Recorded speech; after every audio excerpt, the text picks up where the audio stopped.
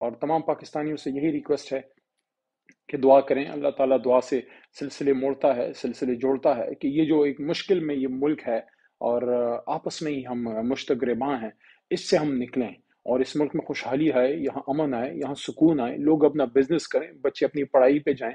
اور یہ جو ایک ایسی صورتحال، کبھی کسی نے سوچا تھا کہ اس ملک کا وہ سپوت جو ہم سب کا فخر ہے، جس سے پوری قوم محبت کرتی ہے، عمران خان صاحب، ان پہ جانی حملہ ہوگا اور وہ اپنی بدن میں 3-4 گولیاں لے کے وہ آئیں گے؟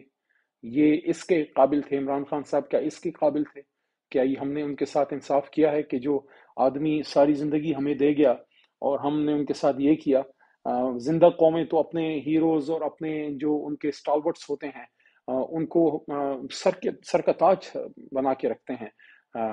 جس طرح سے ہمارے نیشنل ہیروز چاہے سپورٹس میں ہوں، چاہے وہ سیاست میں ہوں، چاہے وہ لکھاری ہوں، چاہے وہ آرٹسٹ ہوں، چاہے وہ انجینئرز ہوں، ڈاکٹرز ہوں، جو بھی وہ کلا ہوں، چاہے وہ ٹیچرز ہوں، اور آف کورس ہمارے آرم فورسز کے، تو ان لوگوں کی ہمیں قدر کرنی چاہیے جو ہماری ملک کا جو جھنڈا ہے اس کو سر بلند کرتے ہیں.